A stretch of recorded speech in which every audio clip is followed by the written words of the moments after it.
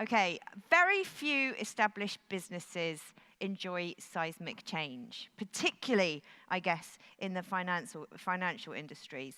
But in a world where technology can create multi-million-dollar companies literally in a matter of weeks, and very often does, change is really an unavoidable fact of life right now. To speak about building a business that does more than just survive, please welcome to the stage CEO, board member, consultant, researcher, entrepreneur, dragon investor. Wow, what a list of things he does. It is Vusi Thembekwayo. I'll help you down. Thank you. Thank you so much, Kate. Good morning, everyone. Let's try that again. Good morning, everyone. So, you all have my deepest sympathies.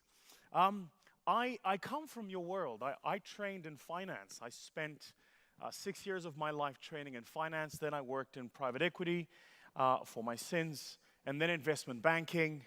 And as luck would have it, I ended up finding myself running a venture capital firm. So today, I run the fastest growing venture capital firm in the continent of Africa. We're in South Africa, Kenya, and Nigeria. So we look at the continent of Africa and connecting it through the 3 dots, just below the Sahara. And we have satellite offices in Zimbabwe. And the reason I said you all have my sympathies is because if there's one thing I've learned doing what I do today, it's that everything I was taught in the world of finance did not prepare me for the world I'm in today. Everything. They taught me how to do valuations using discounted cash flows, and then I got into the real world, and I started buying tech companies who didn't have any cash flows to discount. They taught me how to do valuations looking at net asset value, and then I got into the real world financing high-growth businesses that had no assets from which you could net a value. And yet these were delivering multiples of growth in terms of multiple growth, EBITDA growth, et cetera, and even today, I'm still learning how to do this thing called investing in the future. So over the next few minutes, I'm going to share with you some thoughts, really some thoughts and ideas about what the future looks like and how the future is going to be shifting. But more specifically, I'm going to give a focus to what are we seeing as shifts in the financial services sector?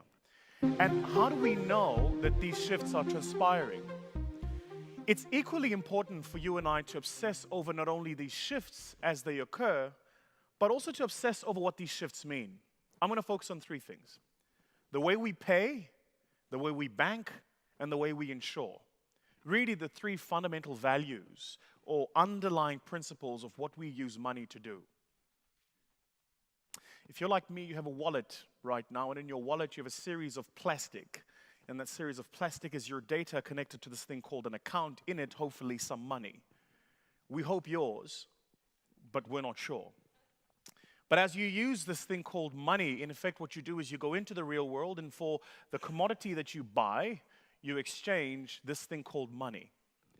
Well, what would happen if you didn't need the plastic card? What would happen if you didn't need the plastic? What would happen if you didn't need the card? What would happen if you were the card? There's an interesting business called EasyLink, really a great group of guys, and I met the CEO. And here's what it is that they do. Have a quick look at this. I'm not sure how it works, but it should be easy.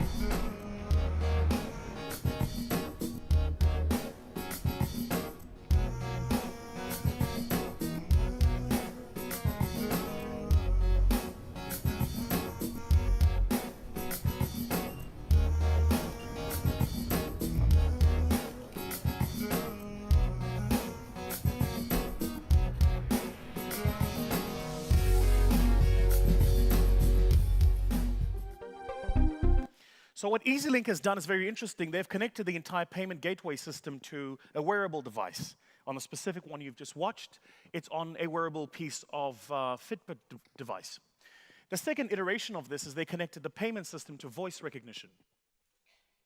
So picture a scenario where you walk into the local store and rather than pull out a card to pay, you just use your voice. I'm buying I'm buying a milliliter of, I don't know, yogurt. And the device listening to your voice can authenticate your voice and connect it to your banking system, and you just walk out. Does that sound crazy?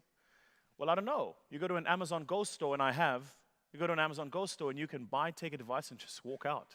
2 employees at an Amazon Go shop, the security guard and the manager. That's it. So it's not only the way we are paying that's going to change, but the underlying point about this is also what we use to pay. You see, in the olden world, we connected the system of paying through this thing called trade, and it was about connecting human beings who were buying goods from each other. And as we bought goods from each other, we needed a way to exchange value. You all know this. This isn't new. The fundamentals are the same. There was an exchange of goods or services, and for the exchange of goods or services, some exchange of a commodity called value. What we are learning is what that value is and how that value is shifting. Sometimes you've got to admit when you call it wrong. So here's an admission. 6 years ago, I get a call from a fellow called Bob. I don't know him. A fellow called Bob Collymore. Lovely fellow, British guy, has a private jet, lives in Kenya. I'm not allowed to tell you he's got a private jet, but he does. He runs a company called Safaricom, which is owned by Vodafone. He's done exceptionally well for himself, Bob. I get a call from this guy called Bob, and he says, we're on the 3rd funding round of a mobile payment business, about 7 years ago, but mobile payment business, and we honestly believe that this mobile payment business is going to change the future of how we do payments in the continent. You interested? I said, sure, send me the prospectus. He sends the prospectus, I have a look at it, I like the numbers, I present it to my investment committee, do what you all do. Once the investment committee approves it, I take it to the credit committee, could we do the transaction, then I take it through to board. And one of my board members, a trained CFA, which means he's really good at saying no. One of my trained board members looks at this prospectus and he goes, but hold on, what exactly are we buying here? Is it a bank? No, it's not a bank. Is it a foreign exchange business? No, it's not a forex business either. What is it? Well, in effect, it's a payment business that uses airtime credit to pay. Beg your pardon? Yeah, it converts the amount of airtime credit on your phone into the mobile currency and shifts the airtime credit on your phone from your phone to a recipient's phone who can then convert the same credit into money. That's what it does.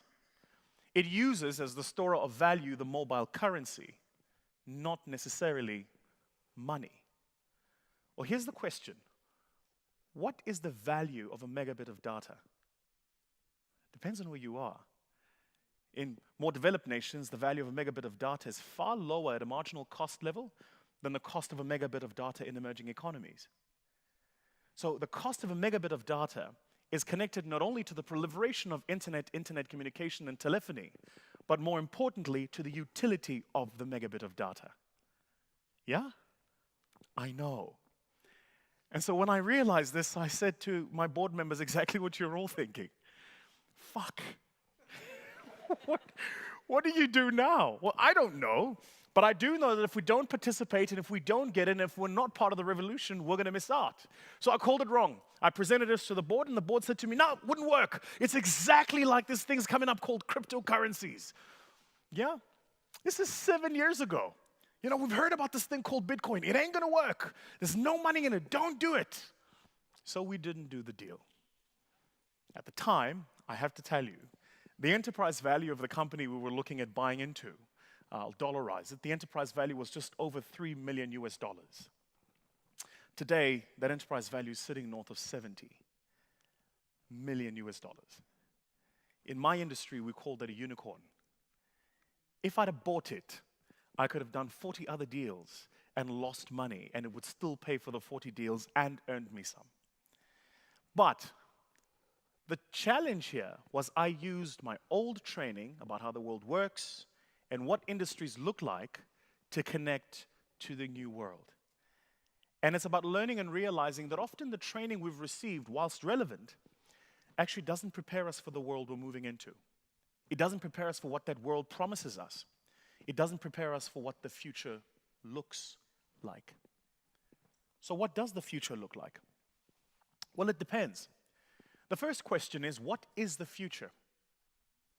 Have any of us ever actually thought of that?